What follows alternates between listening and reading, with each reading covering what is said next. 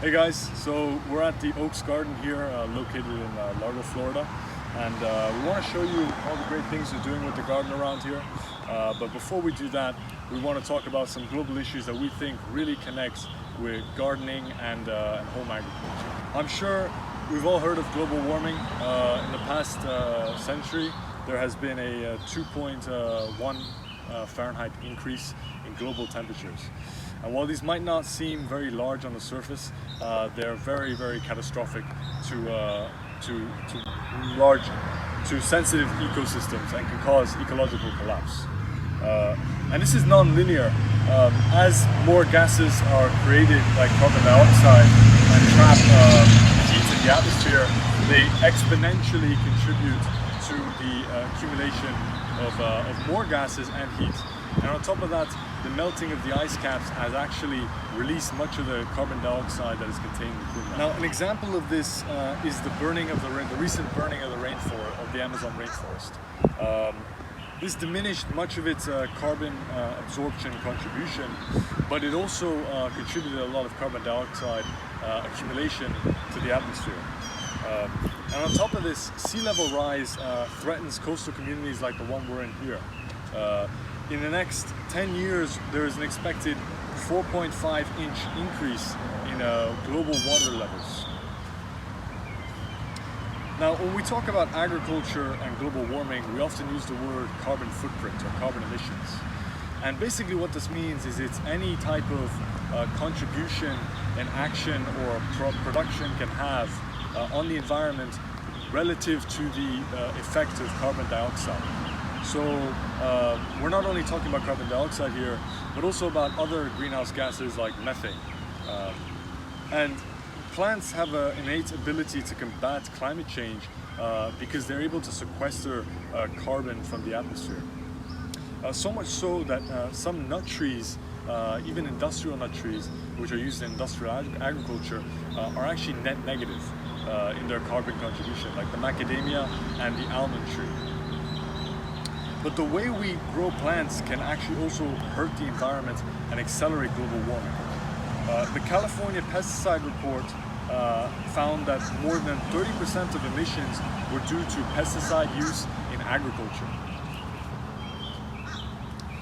Now, there's also another global issue that plagues that hurts the security of plants and animals in our environment. Modern agriculture has such a capacity to influence plant sustainability.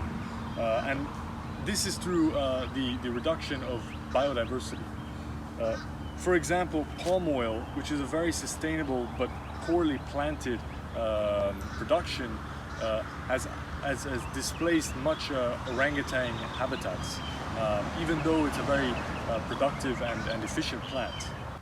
Now, it's good to be aware, but how do we apply this information? Well, 30% of your carbon impact on the earth comes from your maintenance of the home. And this is largely comprised of your garden, your use of water, and the plants that you own. So it's important to maintain your garden in a manner and select certain plants that minimize their impact and actually can be beneficial to the environment. Another sustainable practice that can be used is composting. And here we have a newly built composting bin. And basically what it does is enriches the soil and the sediment here that are very beneficial to to the plants that are grown here. And basically what we use is we want a green to a brown ratio. So what this means is we want green material, which is wet material, which is comprised of eggshells, orange or banana peels, other fruit peels, anything you can pretty much think of, and brown materials, which is dry. And what we use there are newspaper, pencil shavings, nuts, anything that's dry, anything that's sort of brown that will mix in with the carbon. And you want to keep a 30-to-1 green to brown ratio. So basically you lather your bin with the brown material, and then you put the green material on top along with the soil. The process of composting decomposes a lot of the things that you throw in with the help of earthworms and other insects, and they break down the nutrients and make it very rich for the plant. So when we think of pollinators, we often think of insects like butterflies or bees. But in reality, there are also other mammalian pollinators.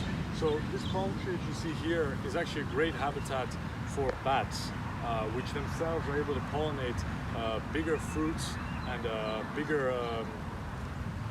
bigger flowers which bees might not be able to do. And we've actually seen a decline in the bat population here in Florida, partially due to an inability to find a sustainable habitat. So planting native trees like this ensures that these animals have a place to burrow and thrive in the environment.